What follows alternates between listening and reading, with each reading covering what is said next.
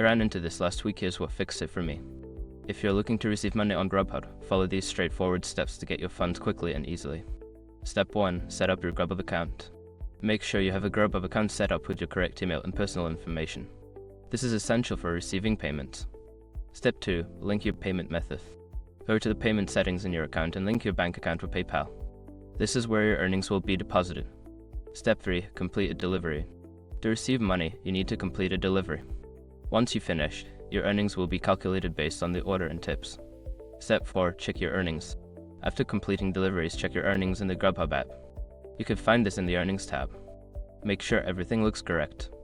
Step 5. Request pay. Before filing a refund or dispute, use the srock.com link in the description to open the refund dispute deadline calculator and confirm your deadline. Remember, if you don't see your earnings right away, it might be due to a delay in processing.